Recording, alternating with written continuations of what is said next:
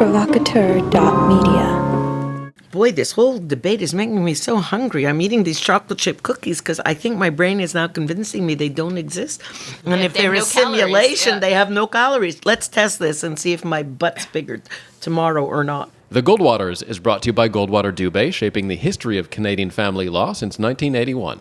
The Goldwaters vous est présenté par Goldwater Dubé, modeler l'histoire du droit familial canadien depuis 1981.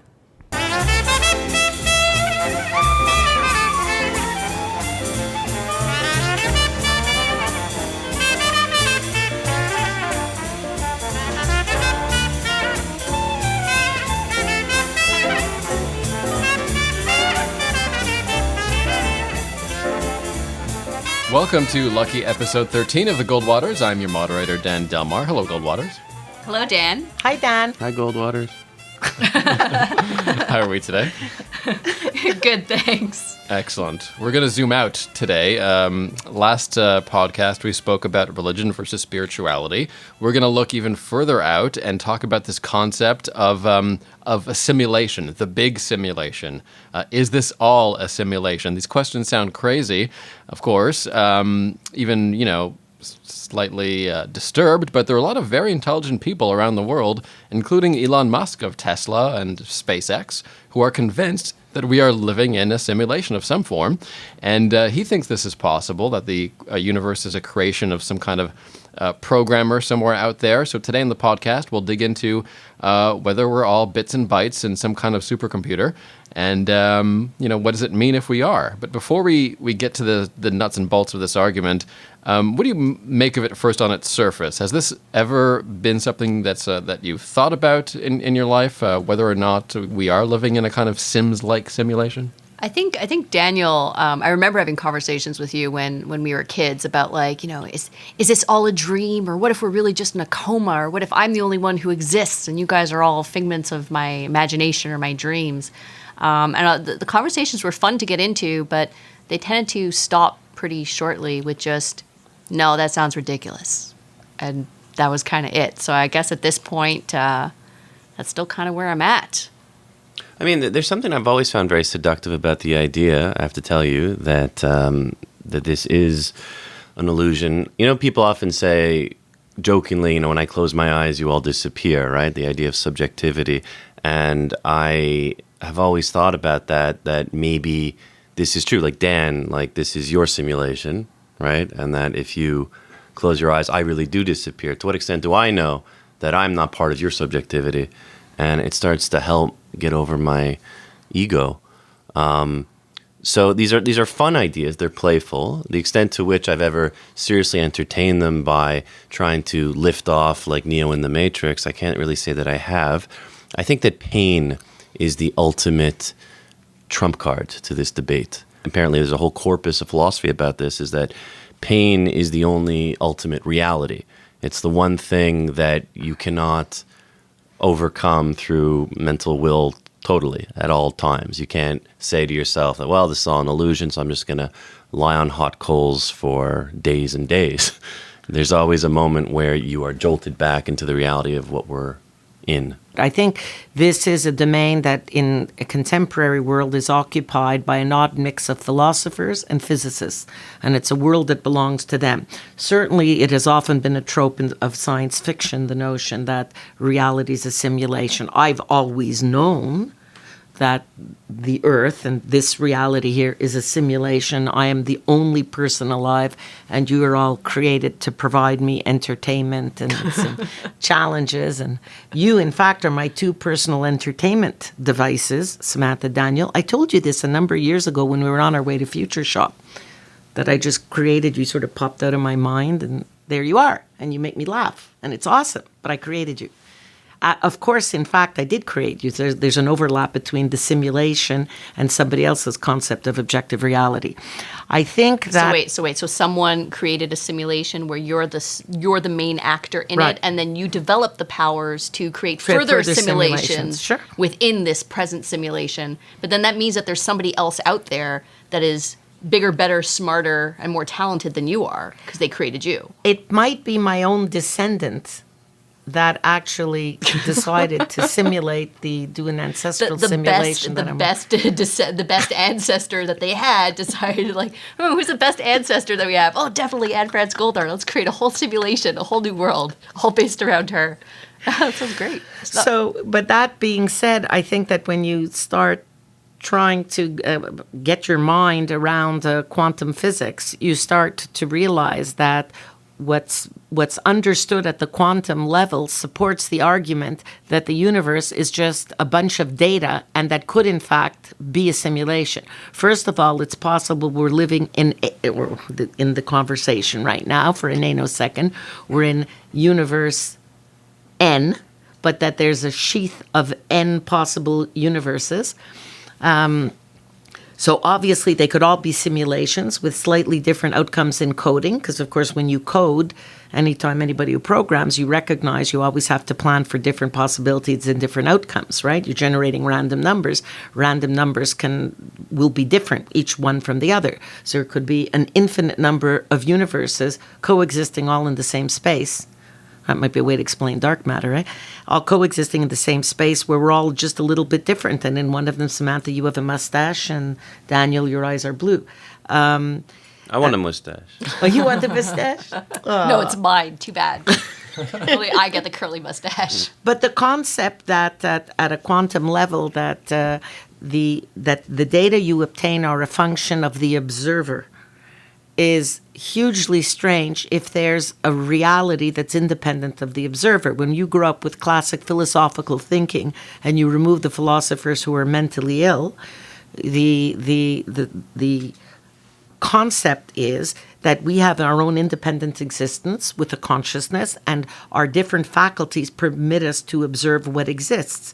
Therefore, reality around us must have an existence independent of us, and reality must be real.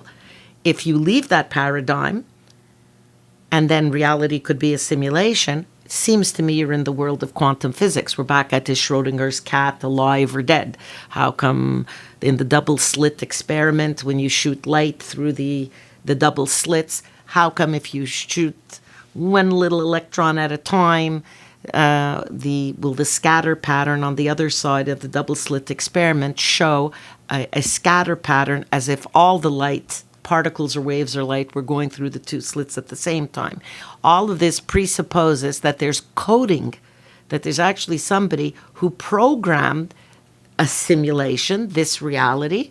And as we all know, from anybody who's been on a television set, if you want to depict a house, you don't have to depict all four walls. You can just depict as much as the camera sees, and everybody extrapolates the rest. Mom, this sounds like a very intelligent design. Yeah, it does. It certainly does. Sorry, we're going back to religion. Oh my God, no! Let me dig in a bit deeper to the modern version of this theory, and it brings in quantum mechanics, nanotechnology, AI. All of these can factor into this conception of a simulation. So it's been fathered by Nick Bostrom, a philosopher, and this is the person who Elon Musk was citing. There's an animated summary of his work at the Goldwaters.ca, by the way, if you want to check out the video to explain all of this. It's quite complicated, and Daniel, maybe you'll correct me, but I'll try to offer a short recap here. We dealt with AI a little bit in episode 5 on tech ethics, and we probably all agree that we're only decades away from creating robots and AI that are basically indistinguishable from human beings. I think we're all pretty much on the same page there. So the theory goes, in centuries, they will be indistinguishable even at the molecular level, and will be creating their own civilizations, and some of those civilizations will be on other planets. And if we survive that long as a species, then we'll have these AIs propagating the human race in new ways all over the galaxy. So far, so good? Well, at the end of the day, that's what we already did. Mm-hmm. We already did that. Inanimate matter became animate and became us. So the fact that we use other matter to create other simulacra of us is not incompatible with what happened in the history of the universe. So it stands to reason then that these advanced humanoids, or what the philosopher describes as post-humans, human-AI hybrids or some form of that, could populate a planet, all the while not knowing their true origin and organically discover the means to independently create artificial life forms for themselves. So the theory is that there's a chance that we are those humanoids. It sounds like Battlestar Galactica. Yeah, I was just thinking that. You were, eh? Yep. Doesn't it? It all calls exactly that to mind. Because in the same way that we search desperately for our origins, and those could be our origins, because at the end of the day, we're a carbon-based life form. What is there that really distinguishes us from a rock consciousness? But at the end of the day, there was a time in the history of the universe where we were rocks, and now we are something we call human. And I think at the end of the day, the reason these physicists, scientists, and philosophers aren't recognizing the recursive nature of their inquiry, right, is because it all comes down to the abandonment of religion and the fear of death that comes from that. Because I've noticed, as people older than I have become older, they become more religious by reason of fear of death. And you want to believe there's a continuity and there's heaven, and the people you don't like will go to hell and all that good stuff. If you shed those fanciful beliefs and realize there's purely annihilation, then you want to think of other ways to attain immortality. And we're at a point scientifically, so says a guy like Bostrom or Musk Kurzweil or Aubrey de Grey, we're at the cusp of immortality, and more mainstream scientists are recognizing this, that we're at the cusp of being able to prolong our lives indefinitely. And part of that is not just going to be biological advance, but some have very fanciful thoughts about uploading our consciousness into computers. I discount that. But other ones talk more about a cyborg type of being, where we will be one with the AI that we create. And then other philosophers who think further say, at what point do biological beings and artificial intelligence created out of silicon become indistinguishable?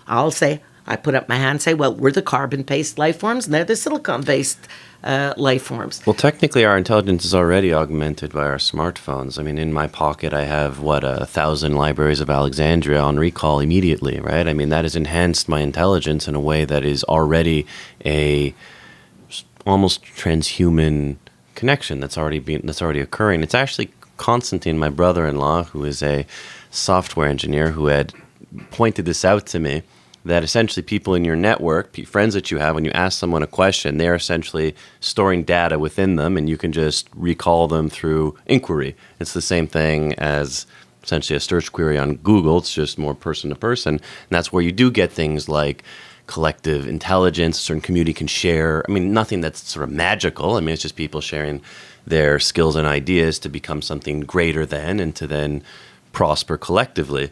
But taking it back to your point, Mom, I think that technically we're already there. I mean, it's in my pocket. It's just like a few centimeters above my skin when it dangles in my pocket. That's what your dad was for. When we would have Friday night dinners or Tuesday night dinners, when you had the ultimate questions, including the questions about philosophy, these were the questions we turned to Dad for. It's like, Chaim, what do you think? Because he was and is the best read person I know. He probably doesn't quite compete with Google, but he was as close to Google as we used to get back in the day. But if you'll recollect, we did even involve, even then with our family dinners, to sometime halfway through the dinner, and it was usually you the culprit, Daniel, you'd come up with an unanswerable question, and we would run to the computer and immediately Google it. Or there were other search engines in the day. People forget there was a world prior to Google. Ask Jeeves. Yeah, Right. That's just what I was thinking of. Ask Jeeves. Nobody uses anything but Google anymore. But that's what we would do. We would enhance our intelligence immediately. But then the question becomes, I'm always curious, like, what is that threshold? Actually, Peter Thiel, of all people, has gone on about this, that when we think of tech today, we think of digital technology. It's what people think of. They think of computers, when in fact, a piece of paper is tech. Right? I mean, a brick is tech. Anything. A brick. That's why he's pro-Trump. Well, it's whatever. It's a fine observation on its own. And to what extent are basic things that we use to throw stones to be able to, kill a beast or a small animal, an arrow? I mean, that helped us transcend the basic confines of life in the bush to a certain degree. We're on that continuum. So I always wonder, with the Kurzweils of the world, or the Aubrey de Greys or Bostrom, people in this transhumanist fervor, I just wonder, and that's what they call the singularity, I suppose. To them, that is the threshold to cross. And it always seems to me very ill-defined and smells like pseudoscience to me. It's nothing that it's all very theoretical. That's perhaps why it remains in the realm of theoretical physics and philosophers and snake oil salesmen.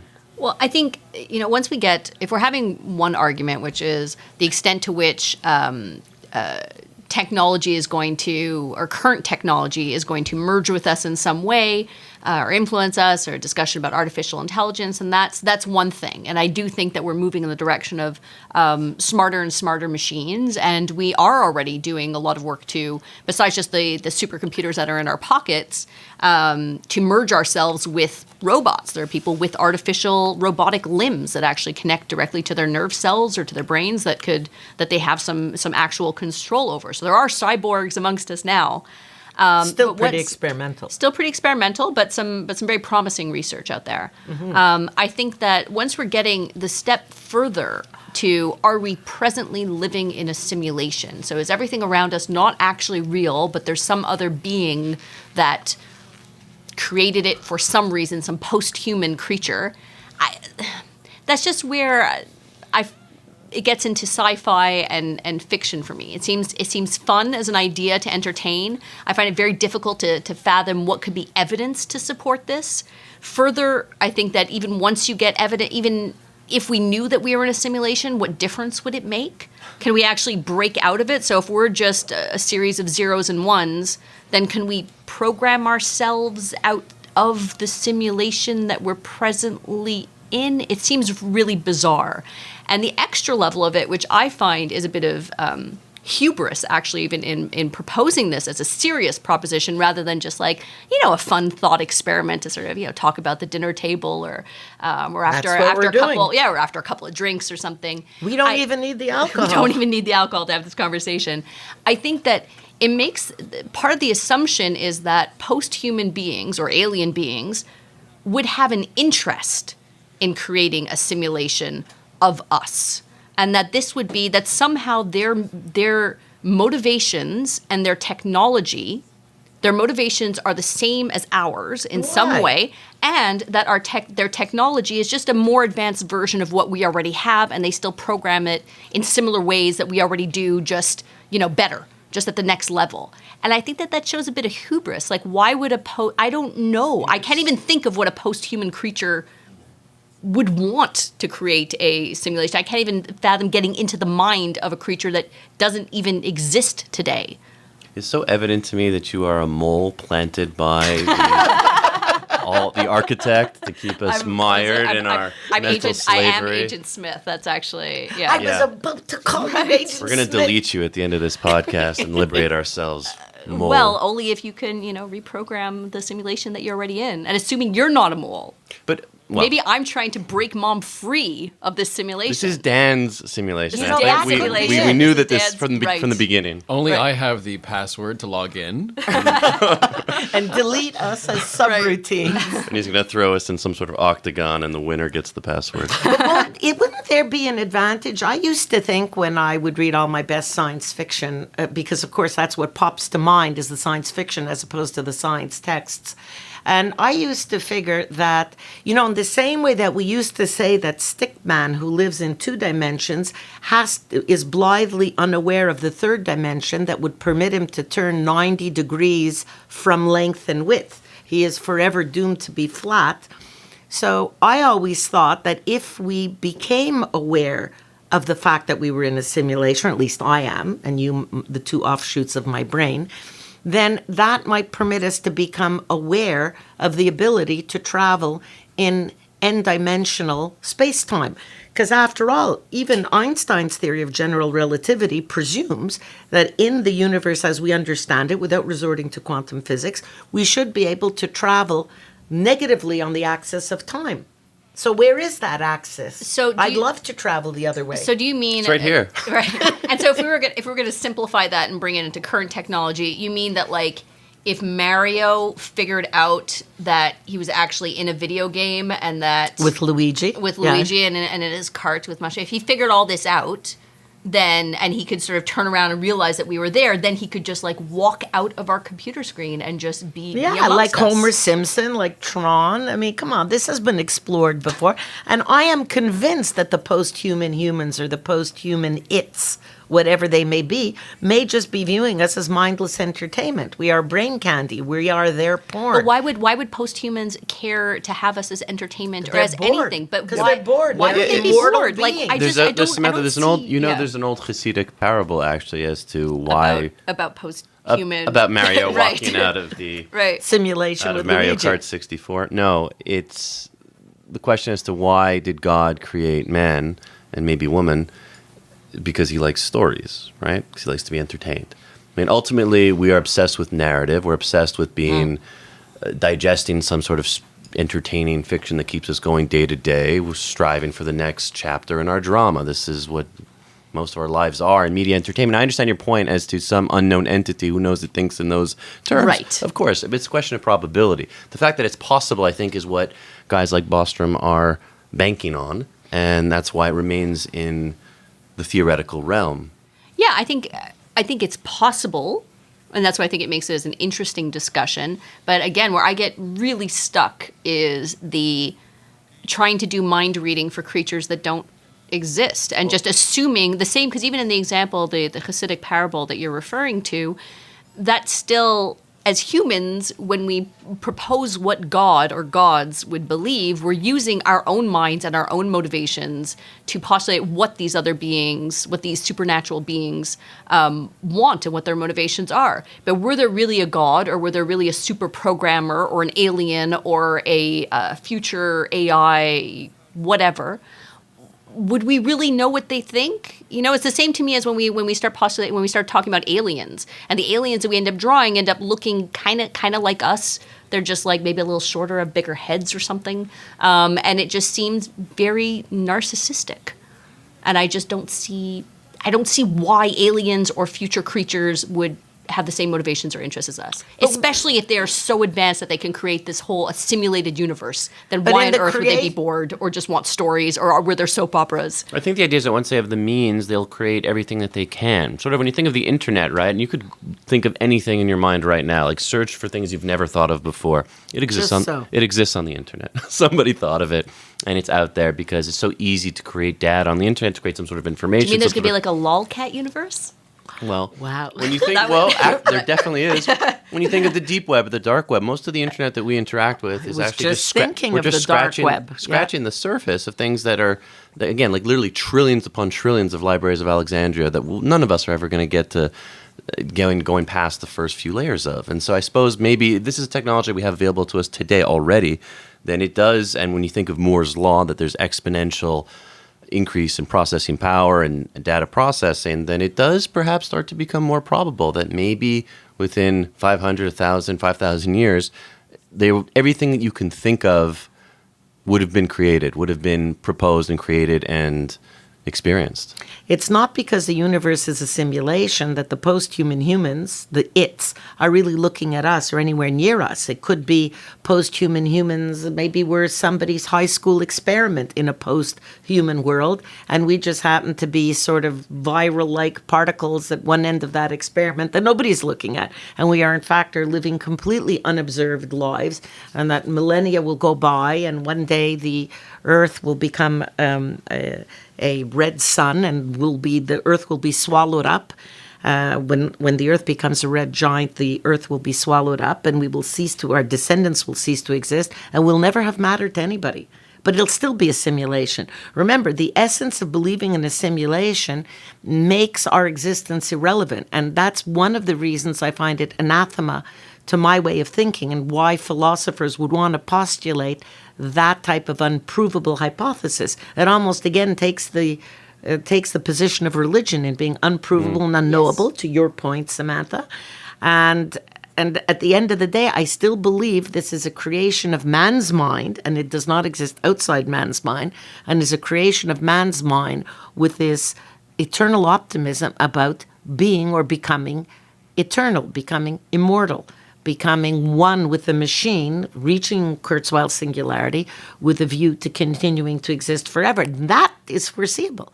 that is actually truly foreseeable. But you don't need to go along this fantastical hallucinatory road of believing we all exist in a simulation. How about we all exist, and if not my generation, then your generation, and certainly Eva and Nina's generation, will have the ability to live forever. Wouldn't that be awesome? It's very positive, and you alluded before to people of your generation and a bit older who strive for external life and start getting into theology. Just because it's maybe plausible that we will transcend our lives and death, and that there'll be an end to aging, doesn't mean that that's going to be a very good outcome. Doesn't mean Why? that, well, because then other things can be created, other unanticipated or unintended consequences of that type of existence can occur. You could have people with different sorts of power concentrations in that type of world that could be exploitative. There could be parallel technologies like AI, which is what all these Elon Musk or Bill Gates or all sorts of leading minds in tech go on about being a very serious threat to international order and security. And there can be, we could be getting to the point where we live together, we live forever, but there can be a parallel development that upends Which that. is? Well, maybe then That we live together in a dystopian future, and that it's awful, that we're just plugged into the matrix, or that the AIs have more power to harvest from us, perhaps. Boy, this whole debate is making me so hungry. I'm eating these chocolate chip cookies because I think my brain is now convincing me they don't exist. And if they have they're no a calories, simulation, yeah. they have no calories. Let's test this and see if my butt's bigger tomorrow or not. The one thing that seems absent from these theories is sort of evidence on the creator, right? Daniel, based on what your research has shown on these sort of philosophies, what are some of the more popular theories as to who's behind this? Is it a humanoid? Is it a godlike figure?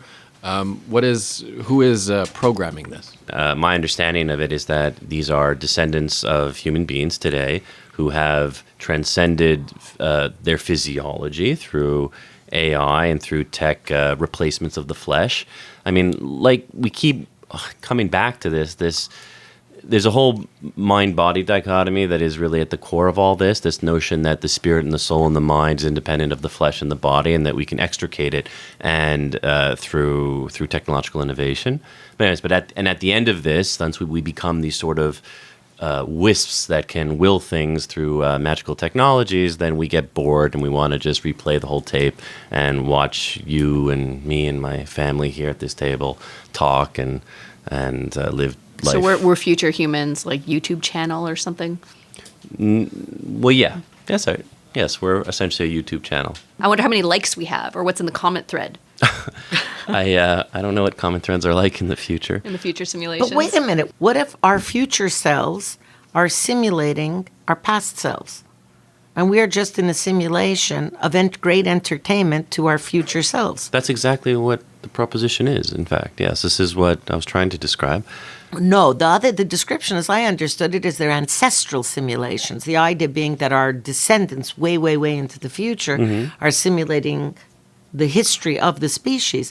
But what if it is more narcissistic? Wait, what if it is our ancestors from the past that are simulating the future of us, and that's what they're really thinking of, and there's some sort of early hominid that sort of developed this simulation capacity, and we're just in the minds of our ancestors. Actually, that's part of Elon Musk's spiel on this, actually, is that it's an infinite regression of different humans observing the other human, observing past lives, back and forth forever.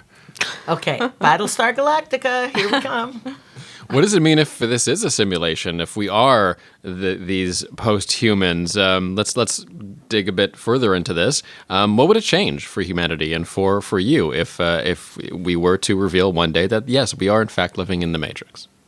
I can't decide whether it's uplifting or upsetting. I often oscillate. I think naturally I go to it's upsetting, right? Because it feels as though there's no more magic or purpose to what we're doing day to day. We're just someone's entertainment in some sort of future circus. Though the other part of it is that nothing matters anymore, and that my mind is cast to naughty things. I guess it becomes like a Truman Show type thing. Like, what if if our whole reality didn't actually exist, and then you can just... everyone's just watching. Well, like in the Truman Show or like in the Matrix, Yeah. then get into liberation ideology. That's Yes. really where like the parts of us that hope for something satisfying go to, But I was going somewhere else. Like maybe then, Just go kill everybody, just turn into Grand Theft Auto. essentially. Right. That's the other simulation. Come on. All of this is really also the goal of physicists in quantum physics, to go back to the period before the Big Bang, or to go to the period after the end of the universe, or to know what is outside and beyond. Because we still have no grand unified theory. We still have no conception of time or space that is in fact infinite. That the actual reality we're living in turns out to be finite. Time is finite because the universe had a fixed beginning, the Big Bang, and that keeps begging the question, well, how do you jump out of the simulation? And I'm quite intrigued by the number of physicists who, when they're talking about the different postulates that exist today for a grand unified theory of physics, keep talking about the size of the universe in terms of data. Because, for instance, there's more dark matter than visible matter in the universe. Apparently, there is no such thing as the event horizon in a black hole. And as you go into these ever theories of ever increasing complexity, because I realize I don't want to get bogged down in that in this debate. It begs the question for physicists how to break out of the confines of Einstein's conception of general relativity. How do you go beyond? Where is the rest of the universe? Where's the rest of time? I'm a simpler girl. I just want to know how to go back in time. I just want to go back to when I was 22 years old and thinner and perkier. I'm not any fancier than that. I don't need the beginning of the universe. So for me, the idea of knowing that reality is a simulation would beg exactly that question. I want to jack out. I want to be Neo who steps out. And I recognize, as a huge fan of The Matrix, that I may be jacking out of what looks like this reality. That was the exquisite idea of The Matrix. And that when you go into the real reality, you're going into a dystopian world.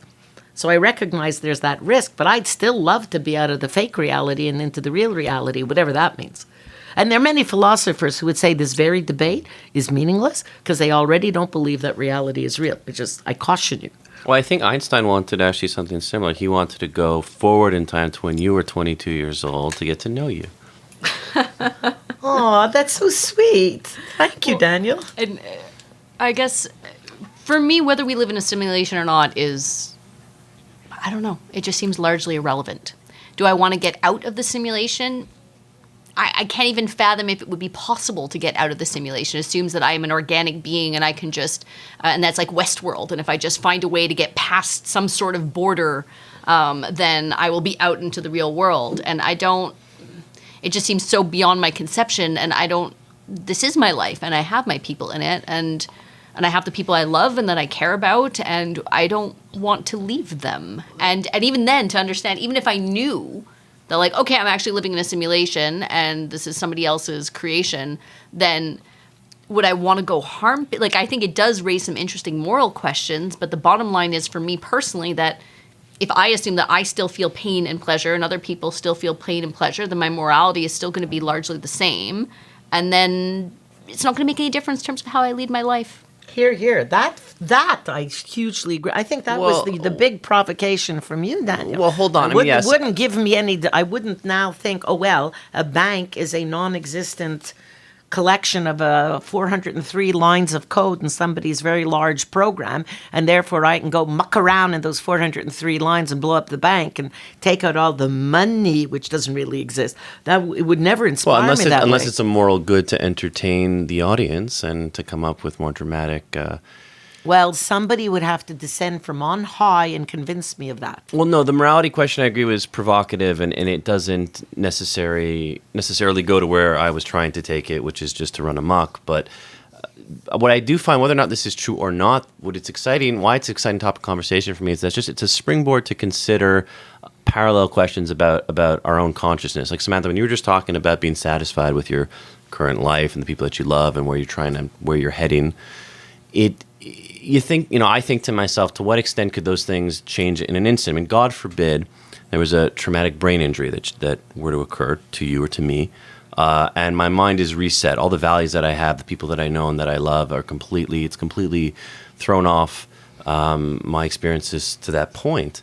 Then my experience of life and my values would change, and my my conception of life would be completely different. And I think to myself with these questions that it's sort of like, to what extent is the consciousness that we've built since we were born till today is malleable, and is some sort of securing fiction that we have because it's all we've known. But of course, it's malleable. Catholics predicate an entire theology on the notion of tabula rasa. Well, that's right? Catholics, or as well, you just think of Eastern Buddhism, people who can meditate and perhaps, maybe at a dinner table can feel as though they're in the savannas of Africa just through willpower alone, through just bending their consciousness to that place. And the morality of all this would be, is this a good thing? I mean, if you're in an unhappy place and you have really gotten so limber in your consciousness that in a heartbeat you can really cast your mind and your values and your personality elsewhere to a safer, happier place, that can be a good thing. Actually, it would be awesome. In fact, probably the greatest value to this line of thinking is to continue to study its impact as a thought experiment, because at the end of the day, more of us are living lives of the mind than ever before, as you pointed out, not just because your smartphone is in your pocket and you can acquire the knowledge of humanity in a moment with a few clicks on a computer keyboard, but if it did provide, without resorting to mysticism or spirituality or religion, if it provided a mechanism by which you could abstract your conception of reality in a different way by saying to yourself, this is a simulation, ergo I can redefine my perception of reality, it might be a way, without going through the conduit of psychology, which is your area, Samantha, by which you could view differently how you perceive and how you experience your life and your interactions with others. But you can perceive your life and your interactions with others through myriad different ways that don't necessitate inventing a post-human who programmed us or put us in a simulation. You could do that through religion, through meditation, through positive thinking, through travel, through brain damage. There's all sorts of ways that you could attain different types of consciousness or different... I think just they're not as stark and totalizing as this thought experiment. Sure. And I think questions of consciousness are really interesting, absolutely. And I think that there is a large extent to which we are limited by our senses and by our tools, and we will never know everything, and it's impossible to know everything. And even when we are interpreting... C point one, that we are limited by our senses and by our tools, and even by our own brains. And so there's only so much. We're always going to be interpreting what input comes in through our own minds and through our own conceptions and through our own limited sensations. And even if we develop sophisticated tools, we're still the ones creating those sophisticated tools. And so they still follow our own logic in a certain way, and we still have to interpret the data from them. So there is an extent to which we can never know. I don't think we can ever know reality. We just get to closer and closer approximations. We have of them. evidence. Mom believes she knows everything. Mom We do. knows We have. she knows everything. We do have evidence that Mom believes she knows everything. Yes. I would remind you, one of the reasons I know everything is because I've seen Blade Runner, including the director's cut.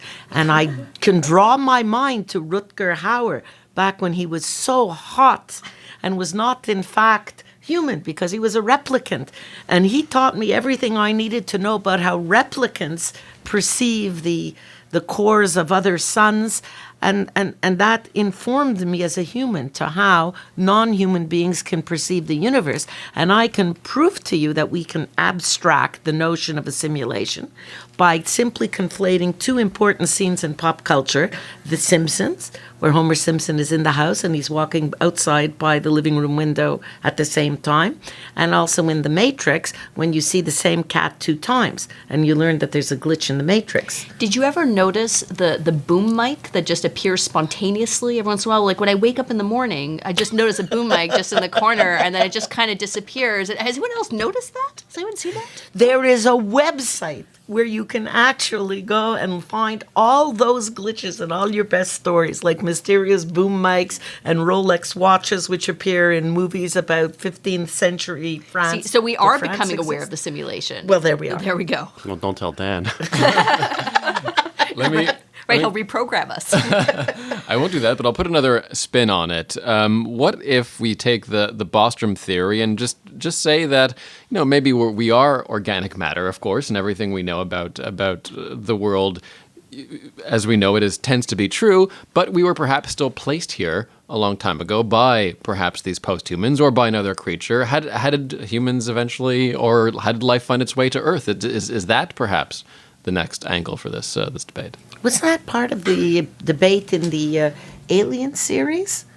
Yes. Many films. Fifth Many Element. We films. could go on and on and on. Those are also simulations. Also, again, Battlestar Galactica.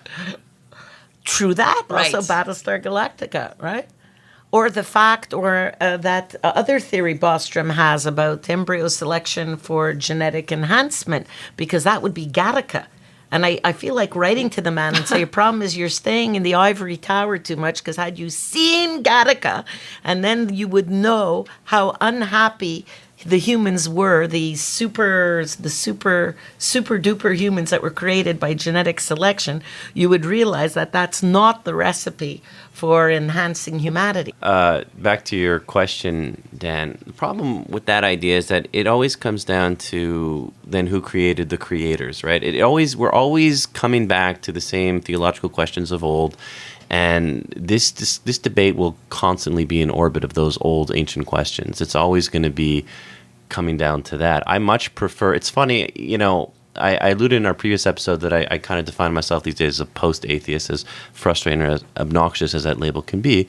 When I was younger and more of an atheist and more into those types of debates, I always found it very interesting when people would say, well, if you're a secular humanist and you just believe in evolution, then how do you explain the beauty of the world? Right, sort of the intelligent design argument. And I always found it far more beautiful that there is just essentially a bunch of space dust that starts to bond and starts to orbit around itself and make little spheres where you have some moisture and some minerals. And there's this great continuity, as Mom alluded to earlier in this conversation, the continuity from the rock to, not the actor, but as in a pebble, a boulder, or some mineral to myself talking right now, that essentially consciousness is a spectrum. And they were all stardust. Some of us. Not Dan. Not Dan, except for Dan, who programmed the stars. Yes, Dan always was and always will be. Is there any evidence out there for some kind of intelligent design or some kind of programming? I think to the hexagon, for example, a shape that reappears constantly in nature, and snowflakes, honeycombs, etc. It seems to be the most structurally sound shape for building things in nature. Do you think there's evidence out there or possible evidence of this design? Oh, wait, I got this. No. Did I tell you she's my personal entertainment advice? Seriously, dude. Proof. Exhibit S for Samantha. I think it's actually more a question of our perception of these beautiful objects or structures that exist out there in nature. I remember H.G. Wells, who wrote War of the Worlds, a great science fiction writer, actually wrote a history of the Earth, a complete history of the Earth. It was about 1,000 pages, and he wrote this in the 1920s, and I actually listened to the audiobook version of it, and it's very interesting to listen to someone speak about the origins of the universe and from his perspective in the 1920s. One of the things that he talks about, though, is the rise of religion. And he says you start seeing in ancient cavemen and certain etchings, and you see evidence of what he called triskelion symbols, where you see things like crosses, you see things actually like swastika or stars of David, certain figures that are symmetrical and often where there's lines that are crossing each other at some sort of joint point. And he talks about this as that striving for transcendence, that human beings in their infancy and to their adulthood, I suppose, or maybe we're in our adolescence, start to look at objects around in the world, and whenever things intersect, they see it's sort of it expresses a certain beauty and cohesion that they're trying to find in the world. And so I think maybe that speaks more to your point about maybe looking at hexagons and snowflakes around and seeing symmetry and beauty and magic and programming.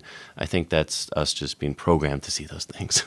And looking beyond, I'll end here. We'll probably do a full episode at some point about aliens, about the evidence that some people say exists. But what do you think is out there? Is anything out there? Are we alone in the universe? And what is your imagining of what else could be out there? I think I think we're absolutely not alone in the universe. I think the question becomes that there's other life in the universe. The question is, what does that life look like, and is it something that we could even perceive, even if we were looking directly at it, that we'd be able to interact with, and what it would be? I don't think it's necessarily little green men that would come over and have their own language and long bulbous fingers, because that's too similar to us. I think that. But given the size of the universe and given the how long the universe has been around and continues to be around, it seems almost unfathomable that there wouldn't be some form of life somewhere in the universe. The question just becomes again, what would that be and what it would look like? And to that, I have no idea how even to conceive of it.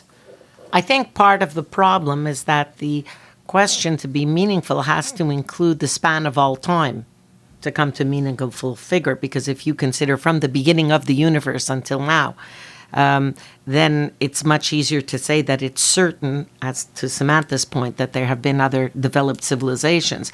The question is, are any of those developed civilizations actually coexisting with us in this very small, tiny teardrop of time that we've been around? And even if so, are they close enough in this universe, in this space-time continuum, for us ever to make contact with them? If you remember back in 1961, and I do, because I wrote about this when I was in elementary school, there was the Drake equation written. You wrote something in 1961? When you were 1 year old?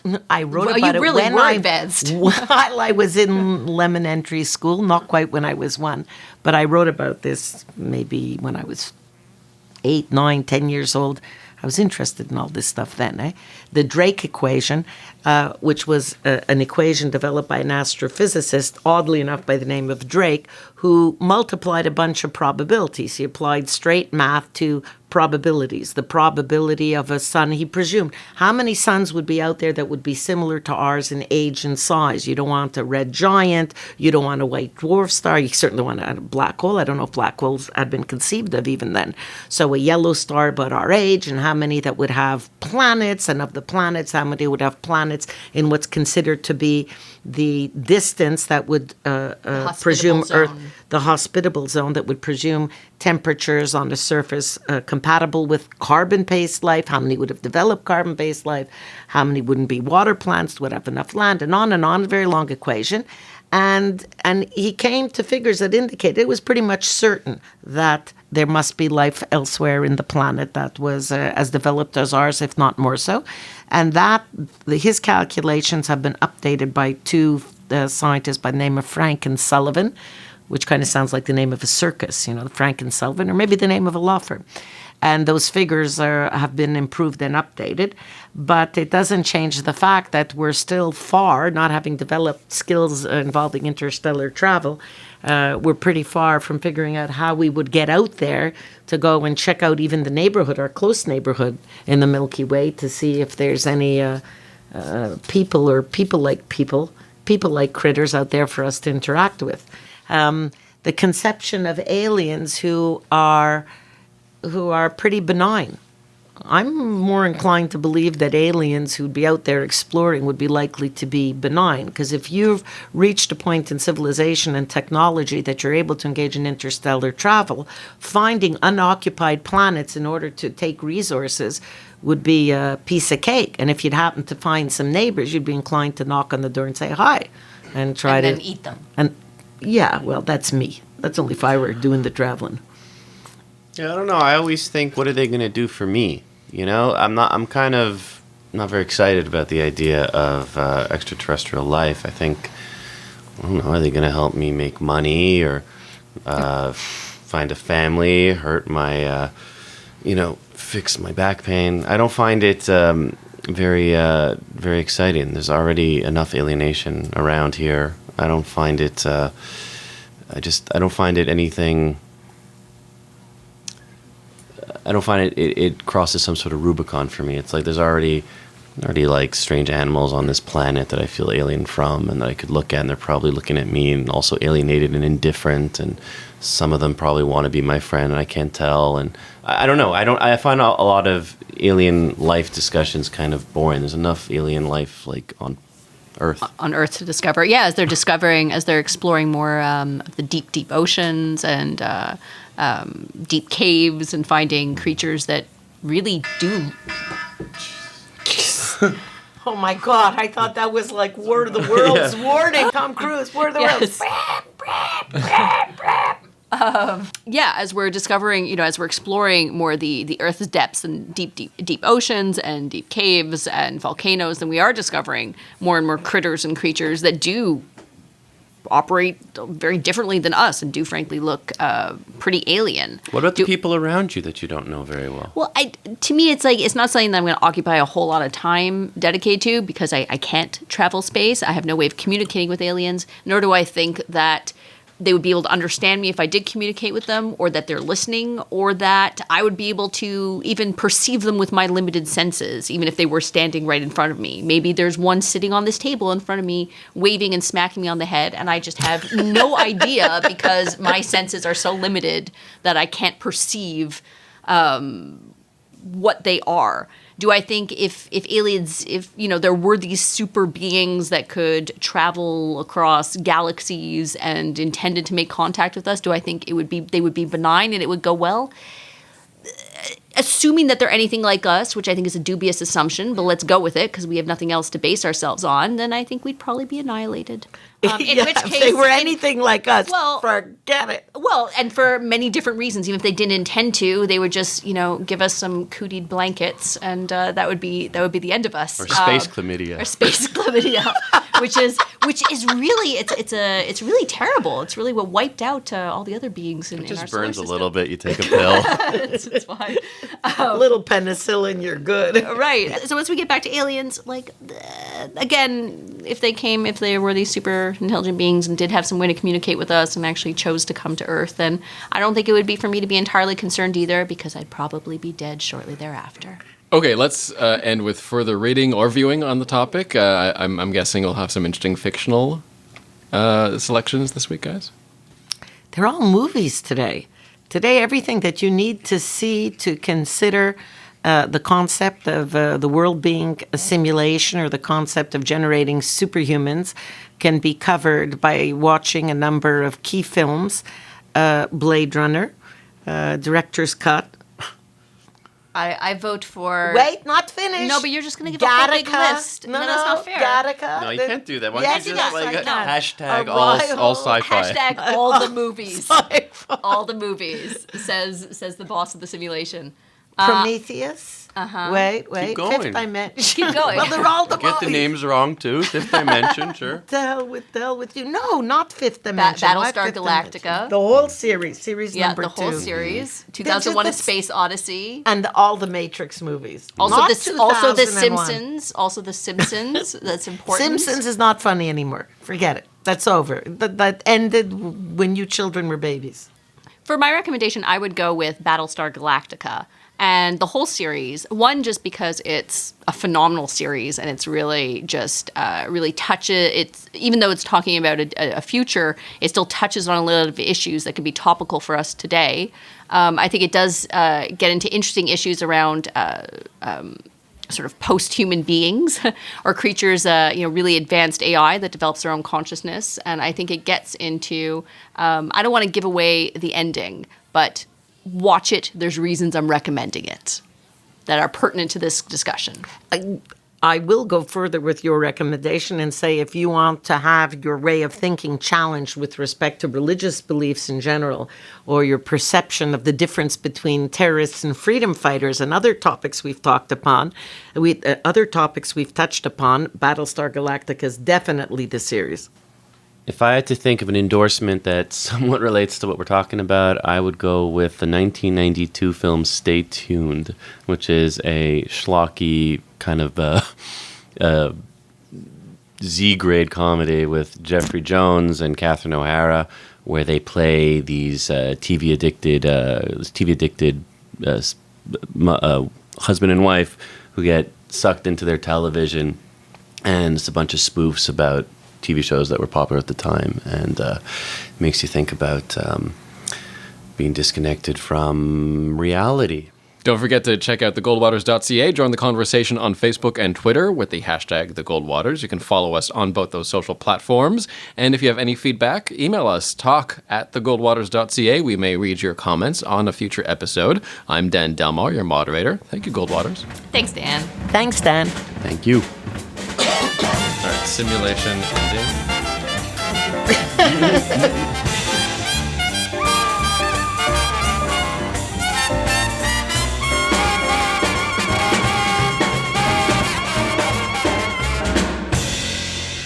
The best one of us is going to survive. Crush you.